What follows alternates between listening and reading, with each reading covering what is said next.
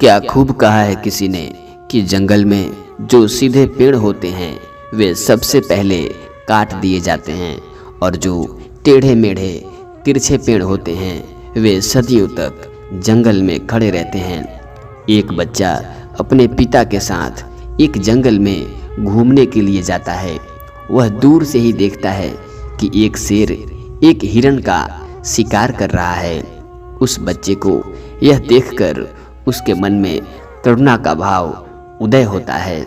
वह अपने पिता से कहता है कि पिताजी, यह हिरण तो कमज़ोर है और वह शेर उसको खा रहा है। हमें उस हिरण को बचाना चाहिए।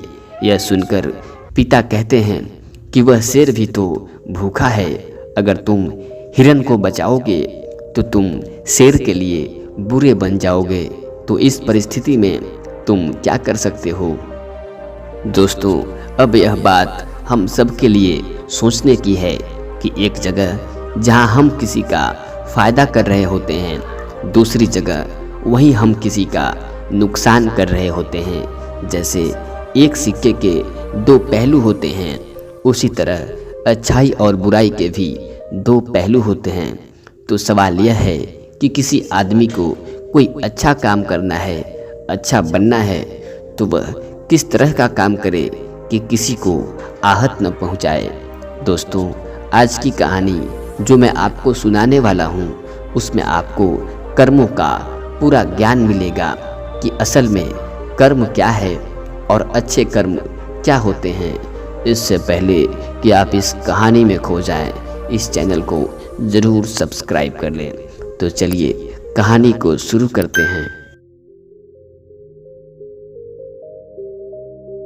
बात उस समय की है जब बच्चे गुरुकुल में सीखने के लिए जाया करते थे। वहीं पर रहते थे, वहीं पर प्रकृति का आनंद लेते थे और वहीं पर अपनी शिक्षा ग्रहण करते थे। ऐसे ही बेदून गांव का मोहन नाम का एक युवक गुरुकुल में पढ़ाई करने के लिए जाता है। उसके माता पिता उसे बचपन में ही उस गुरुकुल में भेज देते हैं। गुरुकुल में जाने के बाद वह बहुत सालों तक अपने सहपाठियों के साथ बहुत अच्छी अच्छी शिक्षाएं ग्रहण करता है। उसे वहाँ पर जीवन के सिद्धांत सिखाए जाते हैं। उनमें से एक सिद्धांत यह सिखाया जाता है कि हमेशा भलाई का काम करो, अच्छा काम करो, सबकी मदद करो। यह ज्ञान मोहन के दिमाग में बहुत गहरे से बैठ गया था। इसलिए जब वह वापस गुरुकुल से अपनी शिक्षा ग्रहण करके आया तो वह अपने गांव में सबकी मदद करता था, हर किसी का काम कर देता था। कोई भी युवक उसे कोई भी काम करने के लिए कहता तो वह मना नहीं करता था। लेकिन जैसे जैसे समय बीतता गया, एक दिन उसने अपने कानों से छिपकर सुना कि गांव के कुछ युवक उसका मजाक बना रहे हैं। सब यही कह रहे हैं कि वह तो फ़ायदा उठाने के लिए है, उसके मज़े लो, उसका लाभ उठाओ। वह किसी के काम को मना नहीं करता, वह दूसरों के काम करने के लिए अपना काम छोड़ देता है। बताओ कितना मूर्ख है। यह सुनने के बाद मोहन के कानों में खून उतर आया। वह निष्पक्ष भाव से सबकी मदद करता था, सबकी सच्चे दिल से सहायता करता था। लेकिन बदले में उसे क्या मिला, यह सुनकर उसका दिल सहम गया और उसने मन ही मन में सोचा कि आज के बाद वह किसी की भी मदद नहीं करेगा। और अब मोहन गांव का ऐसा युवक बन चुका था जो कि किसी की मदद नहीं करता था। चाहे कोई कितनी भी परेशानी में क्यों न हो, मोहन को कोई फर्क नहीं पड़ता। मोहन का यह बदलाव देखकर सब गांव वाले आश्चर्यचकित रह गए। कल तक जो दया का सागर था, इतना दयालु था, कुछ ही समय में इतना निर्दयी कैसे बन गया।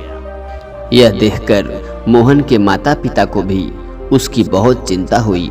उन्होंने अपने बेटे से पूछा कि बेटा, ऐसी क्या बात हो गई है, तुम इतना क्यों बदल गए हो?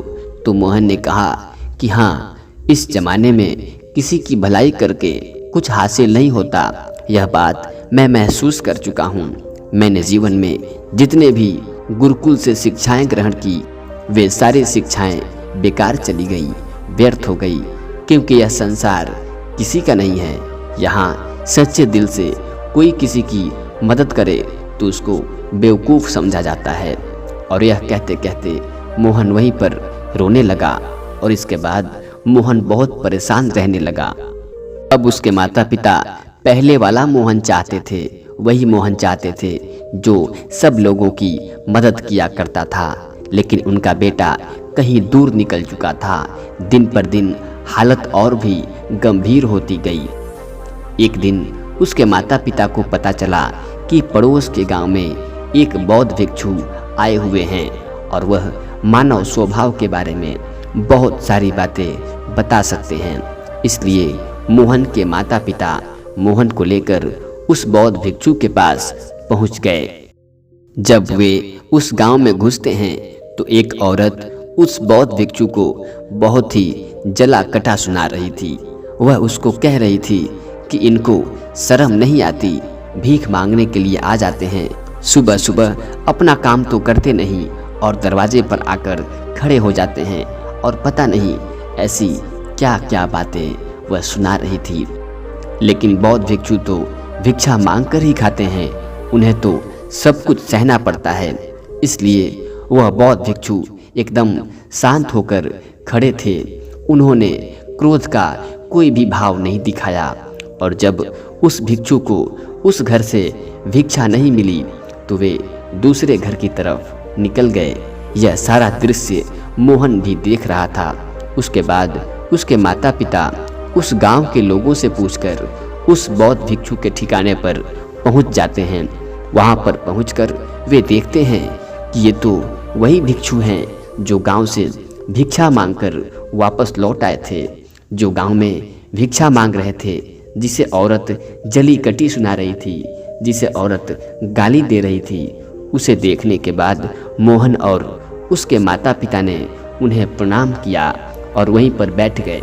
उसके बाद मोहन के माता पिता ने सारी परिस्थिति उन्हें बयां कर दी। उन्होंने अपने बेटे का जिक्र करते हुए बताया कि यह हमारा बेटा पहले बहुत दयालु हुआ करता था, सबकी मदद करता था, लेकिन अचानक पता नहीं ऐसा क्या हुआ कि अब यह किसी की मदद नहीं करता। कोई इसके सामने मर भी रहा हो तब भी वह उसे पानी तक नहीं पिलाता। ऐसा स्वभाव हो गया है इसका कि हम कुछ समझ नहीं पा रहे हैं कि यह बदलाव अचानक से कैसे हुआ। इससे पहले कि वह बौद्ध भिक्षु कुछ जवाब देते, वह औरत जो गांव में उस भिक्षु को जली कटी सुना रही थी, वह अपने बेटे को लेकर वहीं पर पहुंच गई और हाथ जोड़कर उस भिक्षु से प्रार्थना करते हुए कहने लगी कि हे महात्मा, मेरा बेटा बहुत बीमार है, अचानक से इसे बुखार आया और गांव के लोगों ने बताया कि आप ही इसकी मदद कर सकते हैं, कृपा करके मेरे बेटे को ठीक कर दीजिए। यह सुनकर बौद्ध भिक्षु तुरंत उसके बेटे के उपचार में लग जाते हैं और कुछ ही देर बाद वह बच्चा बिल्कुल स्वस्थ हो जाता है। यह सब देखकर औरत उसे कुछ भिक्षा देकर वापस लौट आती है। यह सारा दृश्य मोहन भी देख रहा था। मोहन के मन में एक सवाल उठ रहा था और वह जब उसका जवाब नहीं ढूंढ पाया तो वह बौद्ध भिक्षु से पूछ पड़ा कि शायद आपने पहचाना नहीं, यह वही औरत थी जो आपको जली कटी सुना रही थी, यह वही औरत थी जो आपको गालियां बक रही थी, जो गांव में आपको भिक्षा देने से मना कर रही थी। शायद आपने उसे पहचाना नहीं तो आप उसकी मदद नहीं करते। यह सुनकर वे बौद्ध भिक्षु मुस्कुराने लगते हैं और मोहन को बताते हैं कि दूसरों की अच्छाई करने से जीवन के कुछ अवस्थाओं में दुख मिलता है, लेकिन अगर तुम कर्मों का सिद्धांत समझ लेते हो तो अच्छाई और बुराई उसके सारे भेद तुम्हारे सामने स्पष्ट हो जाएंगे। मैं भली भांति जानता था कि यह वही औरत है, लेकिन मैंने बिना किसी द्वेष भाव के मैंने वही किया जो मेरा कर्तव्य था। जब आप किसी की भलाई या किसी के अच्छाई बिना किसी लालच के करते हैं, बिना किसी बदले के भावना से करते हैं, बिना किसी द्वेष के भावना से करते हैं, वही अच्छाई होती है। लेकिन जब भी हम लोग किसी की मदद करते हैं तो हमारे मन में बदले में यही भावना बन जाती है कि वह इंसान भी मेरी मदद करे, लेकिन ज़रूरत पड़ने पर जब वह हमारी सहायता नहीं करता तो हम दुखी हो जाते हैं। इसलिए किसी भी इंसान के साथ बिना कुछ पाने के भाव से उसका भला करो और उतना ही भला करो जितना तुम्हारा सामर्थ्य हो, मतलब तुम्हारी आर्थिक और शारीरिक क्षमता के अनुसार से ही, ताकि कल को वह इंसान तुम्हारे साथ बुरा व्यवहार भी करे तो तुम्हें उसका खेद ना हो, उसका पश्चाताप ना हो कि मैंने तो इसके साथ इतना कुछ कर दिया और यह मेरे साथ ऐसा व्यवहार कर रहा है। इसलिए किसी का उतना ही भला करो जिससे तुम आहत न हो सको। दूसरी बात, किसी दूसरे के परिवार के झगड़े के बीच तुम कभी मत पड़ो।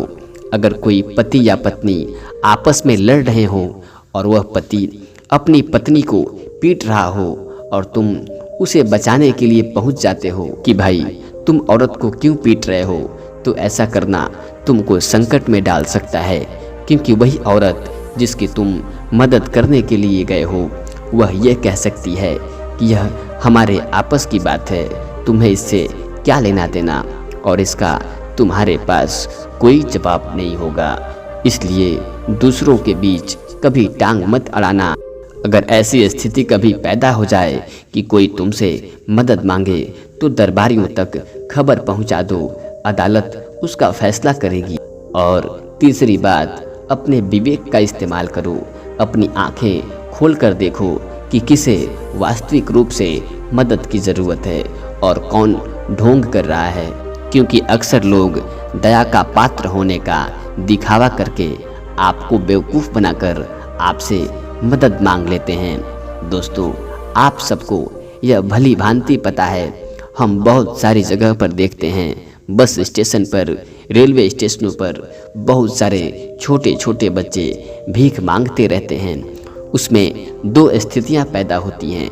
अगर आप उनको भिक्षा देते हैं या फिर कुछ पैसा देते हैं तो आप भीख मांगने को बढ़ावा देते हैं, और अगर उस बच्चे को कुछ भी नहीं देते हैं तो वह बच्चा शायद आज का खाना भी न खा सके, क्योंकि ऐसा हो सकता है।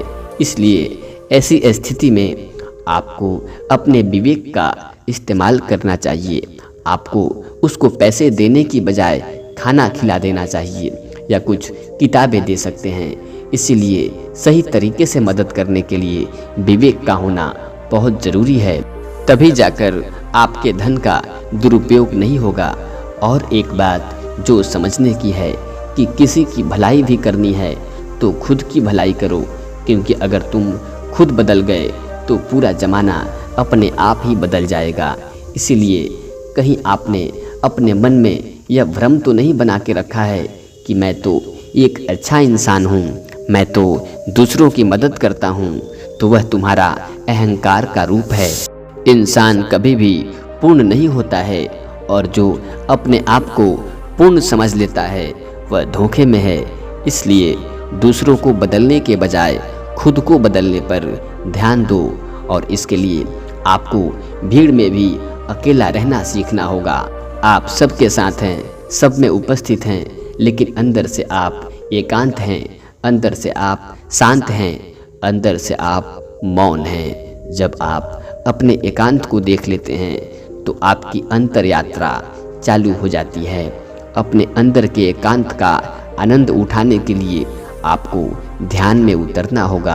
आपको रोज़मर्रा की ज़िंदगी में ध्यान को भी हिस्सा बनाना होगा, ध्यान को वक्त देना होगा।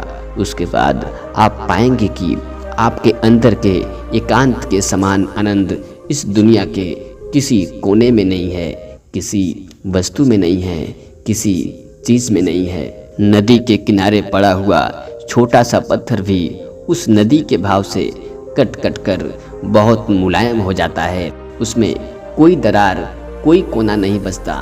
उसी तरह ध्यान के निरंतर भाव में बहने से मनुष्य उसी तरह निर्मल हो जाता है।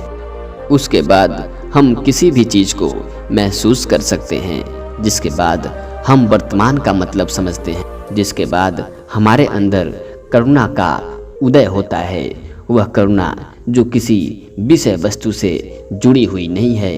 इसलिए दोस्तों, आज से ही अपनी अंतर यात्रा चालू कर दीजिए, अपने जीवन के आनंद को पहचान लीजिए, क्योंकि इंसान की ज़िंदगी बहुत छोटी होती है। पता नहीं कब आखिरी सांस आ जाए, तो जीवन के जो पल बचे हैं उस पल को आनंद में बिताओ। तो मित्रों, कैसी लगी आपको यह कहानी हमें कमेंट सेक्शन में ज़रूर बताइए। और हाँ, ऐसी ही ज्ञानवर्धक कहानियों के लिए आप हमारे चैनल को सब्सक्राइब कर सकते हैं। धन्यवाद।